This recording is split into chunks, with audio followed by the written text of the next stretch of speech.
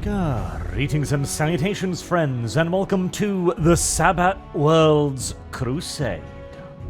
A war over one of the God Emperor's most distant domains, on the very fringes of the galaxy. A war that would see unrivaled heroism from the God Emperor's Imperial Guard, his navy, the Mechanicus, and the Angels of Death from the Adeptus Astartes. But also a war that would see unspeakable atrocities and foulness committed by the forces of the most deplorable arch-enemy, and, worse still, a face rarely seen from those who dwell in the darkest of places. A visage of snarling iron, of brute discipline and fanatical determination to take from humanity that which is humanity's. But we must, as always, of course, start at the beginning. And our tale is an ancient one, stemming all the way back to the 33rd millennium, or possibly even older, as there is evidence suggesting that humanity's very first settlements into the area that we now call the Sabbat Worlds may even have occurred before the era of the Great Crusade. Now, being located so very far flung from Terra, of course, on the very edges of the galaxy, and on what is now the very limits of Segmentum Pacificus, these early settlements would have been few and far between. Nothing more than sparse individual settlements, occupied by a handful of doughty early human colonists. At this point in time, the Sabbat Worlds were not yet an imperial domain. In fact, it was nobody's domain, really. It was merely the haunt of various frontiersmen, criminals, outcasts, xenos species, and savage ancient tribes, some of which may have existed even earlier than the first truly human settlers. It wasn't until a couple millennia later, in the middle of the 35th millennium, that the Sabbat Worlds would become an imperial region. And it would be created not by the expansionistic powers of the Imperium, not by some great and mighty war host coming out from the center of the galaxy, but rather a young shepherd's girl who received a vision from the God Emperor himself, ordering her to finally unite the Sabbat Worlds under his glorious visage. That young girl was Saint Sabbat. The precise fact of the events surrounding this first Imperial Crusade that would end up creating the Sabbat Worlds as we know them today are scarce, few and far between. What we do know is that the Saintess herself was born on the world of Hagia, on the edges of the massive asteroid belt now known as Narine's Plume. How exactly a young girl from a backwater world on the Imperial frontiers managed to gather an army sizable enough to conquer star systems around herself is unknown, as is the reasons why she managed to call chapters of the Adeptus Astartes to her cause.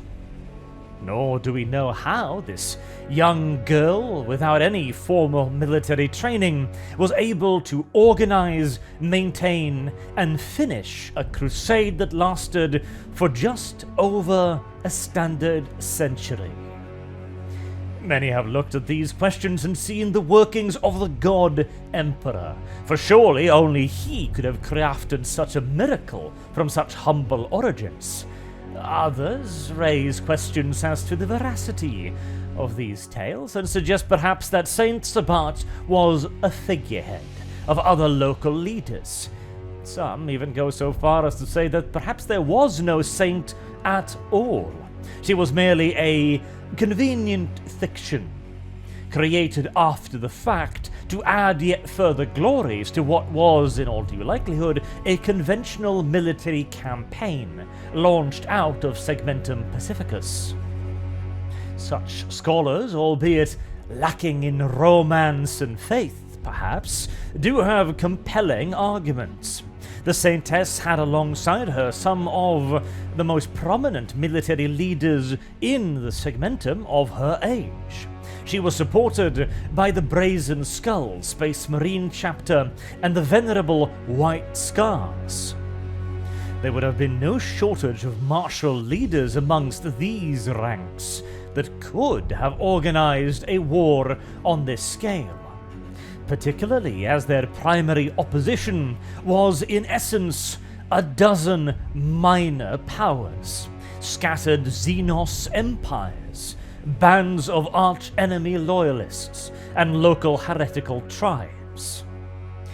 It is therefore easy for many an armchair general sat snugly at the heart of the Imperium to dismiss many of the taller tales of the original conquest of the Sabbat Worlds as tools of propaganda, flights of fancy perhaps even, although later events in the Imperial Crusade launch to retake the Sabbat Worlds in the 41st millennium might make believers out of even the most fervent of doubters. But those events are still quite some time in the future. After having been finally and fully formed into an imperial sector in the year 605 of the 35th millennium, after 105 years of warfare, the sector would remain relatively stable for an extended period of time. There were still various Xenos incursions here and there, and the threat of the arch-enemy was never fully stamped out of the area spinwards known as the sanguinary worlds. But these were expected to be scattered, brutish, and disorganized tribes, little more than local barbarians possessed, if at all, of only the most rudimentary of space travel technology. No threat whatsoever, really, to Imperial dominion over the sector as a whole. In the 38th millennium, many of these assumptions were put to the test, as increased chaos activity out of the sanguinary worlds began to threaten the outer reaches of the Sabbat sector. Now still, these were small-scale local skirmishes. The Chaos tribes were disorganized, leaderless, scattered, and possessed of no real overriding unifying motive other than an urge to raid other worlds in the name of their gods. Despite initial alarm, therefore, these raids indeed did not prove to be any real threat to the Sabbat sector. A world might be raided here and there. On rare occasions, a planet might even fall for a short time until a counter-push could be organized. But the sanguinary worlds was nothing that local governance could not deal with. Indeed, wider governance, sector governance, located on the world of Khan Nobilis, viewed the chaos threat as nothing more than a minor inconvenience. This assessment of them being in essence harmless, as much as anything shortage of men, materiel, or leadership, ensured that the sanguinary worlds were never fully pacified, which gave the Chaos scum all the time they required to obtain that one thing which they had never possessed: leadership. And acquiring that most precious of resource was certainly not done overnight. It took years, decades, centuries, millennia, possibly, for all the disparate tribes of the sanguinary world to be hammered, like sword upon anvil, into a unified force that could be wielded with purpose and direction by the hand, or claw, perhaps more accurately, of the Chaos Warlord Nadzibar. Very little, if anything, really is known for sure about the monster's rise to power. We don't even know if he came from the sanguinary worlds. We simply assume that he must have been the leader of one of the countless brutish tribes trapped there within, who rose to prominence through campaigns of brutish prosecution of his rivals, through unrivaled charisma, violence, and military might. But of course, it could theoretically be equally likely that he came from outside, that he already had a degree of gravitas within the sanguinary world, that he was an anointed champion of one of the four powers, or that he was simply a declared chosen one, a messiah of chaos kind, a counter-saint, if you will. For just like how Saint Sabbat saw the Imperium rise to dominance in the sector centuries before, Chaos is more than amply equipped to recreate the phenomenon in the other direction. And considering the speed with which he achieved control over the Sabbat Worlds, it seems as if, nothing else, he had a very good plan as to how to go about it. Once again, records of the early Chaos Crusade are hard to come by. Accurate ones spared the usual hyperbole of panicking troops even more so. What we do know is that in the early centuries of the 41st millennium, chaos activity grew sharply, if gradually, in the Sabbat Worlds. The raids out of the sanguinary worlds increased in ferocity and in frequency, and they seemed to be sticking around for longer as well, operating with more determination, with a greater degree of tenacity. No longer could fallen planets simply be retaken by small expeditionary forces. No longer could raiding pirate fleets be easily shooed away back into the sanguinary worlds. Even this, though, was merely seen as an escalation of the troubles that began in the 38th millennium. As far as Imperial Command was concerned, it was merely that some local warlord had risen to some degree of prominence, and was now using that influence to fill his own coffers, before inevitably, like all the others, slinking back home to his planet to live like a feudal warlord for however long his captured booty might last. But eventually, the hordes flooding forth from the sanguinary worlds began to play for keeps. They started seizing worlds and holding them against counter-offensives.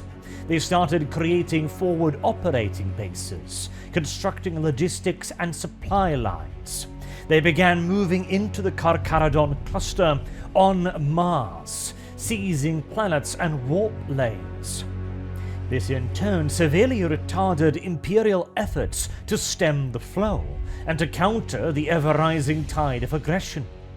Local Sabbat government was simply not ready for a prepared and planned offensive on this scale. Every localized counter-thrust was met by massed dug-in resistance, which in turn covered yet further thrusts, such as into the Irenes group, which could not be countered easily because the path to reinforce them were already sat upon by Chaos forces. And even as fresh liberation efforts were undertaken, guard regiments raised and planetary defense forces mustered, the Chaos forces would simply move against another objective, leaving the Imperials foundering in their wake time and time again. By the year 600 of the 41st millennia, it was very clear to everyone with eyes to see that this was no mere escalation in raiding activity. This was no simple provocation. The Chaos forces had a leader, and he wanted everything. But even then, Imperial response to this incursion was muted at best. No one could seemingly believe that the sanguinary worlds, small by Imperial estimates, could possibly possess the sort of military might required to take on an entire sector. And so, again and again, the forces sent against Nadar were intended to stemmy a small invasion, only to be immediately flanked by yet another offensive launched against those very same counter-moves. Somehow, and Imperial logisticians still to this day have no idea precisely how Nadar managed it, but clearly, through means arcane or simply temporal, enough arms, armor and resources, not to mention ships, had been hoarded within the sanguinary worlds to rival the entire armory of the Sabbat sector. Now, of course, repeated victories in smaller incursions would have given Nadar access to Imperial equipment, lasguns, armor, power packs, Lehman Russ tanks, and on occasion, even ships. But even the early incursions were launched on such a scale as to allow the Chaos forces to fight on near equal footing with the sector governance.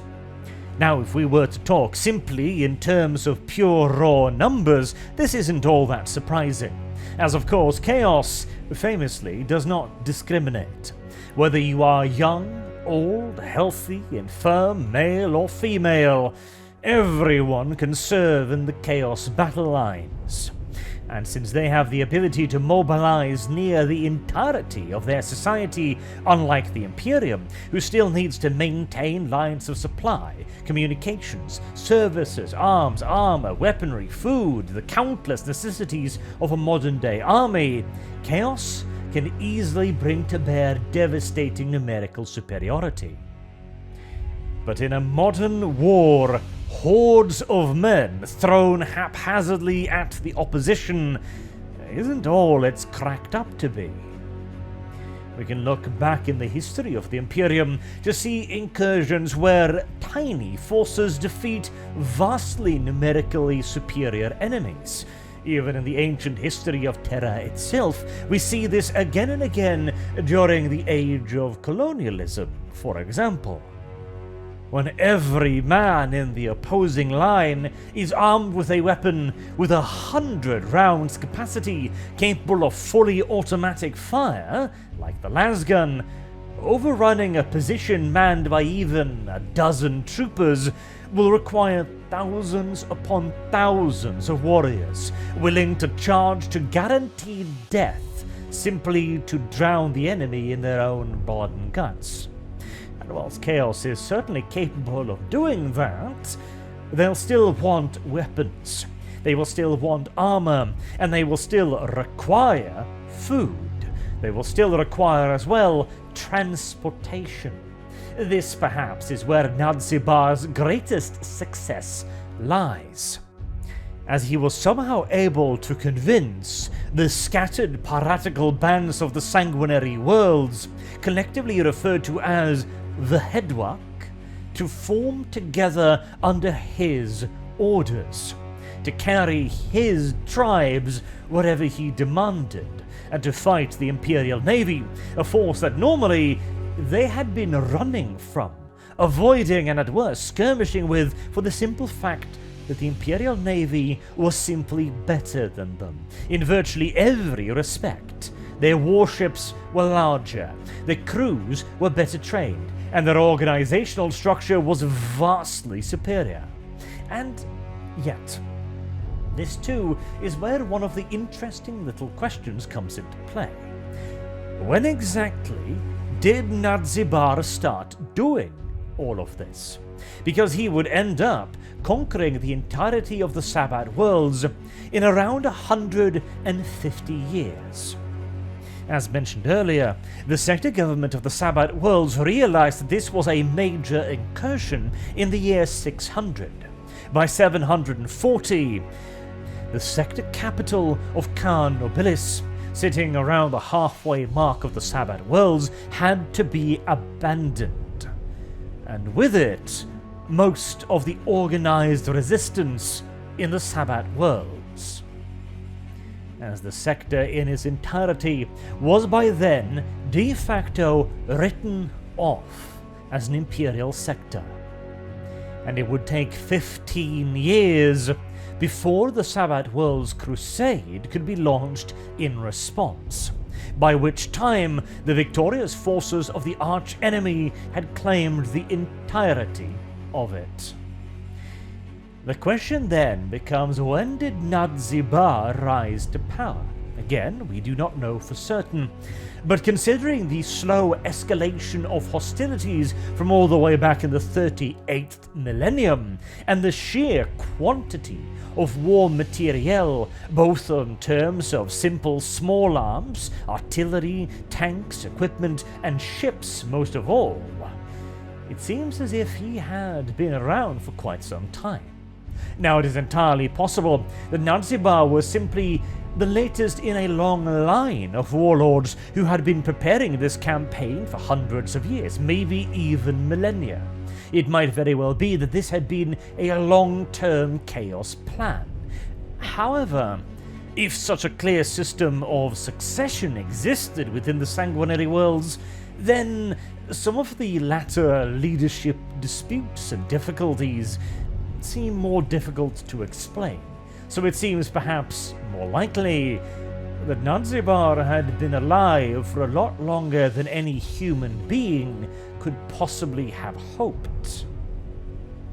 And seeing as that by the time he was finally brought to justice on Balhut many years thereafter, he did not appear to be human by even the most optimistic and stretched definition of the word, it hardly seems impossible that he could have lived for a very long time, and that perhaps the entire Chaos Crusade had been his brainchild from beginning to end.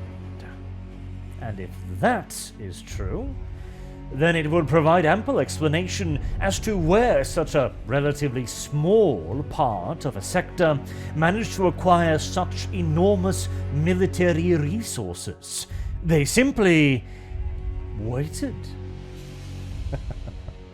for the hundreds of years required to build up the stockpiles of artillery and tanks and ships and small arms and ammunition that their lord and master had demanded. And even when he was done conquering the Sabbat worlds, his ambitions had not ended there. Now Nadar moved on to the equally important task of holding them.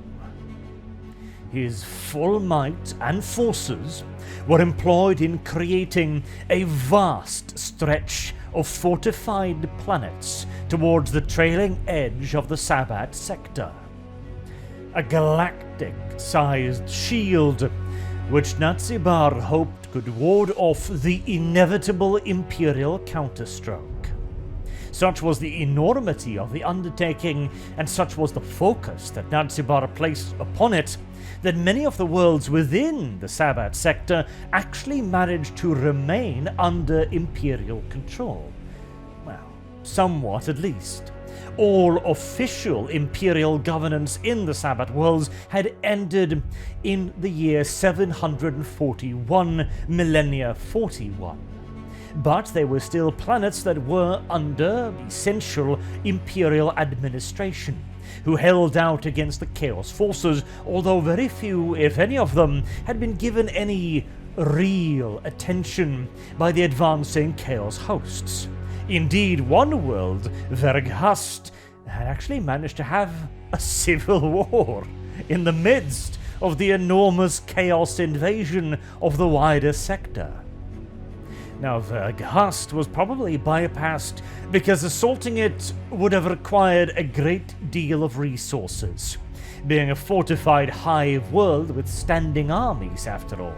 Many other planets like it were simply bypassed in Nadar's rush to reach the trailing edge to begin the construction of his defensive positions.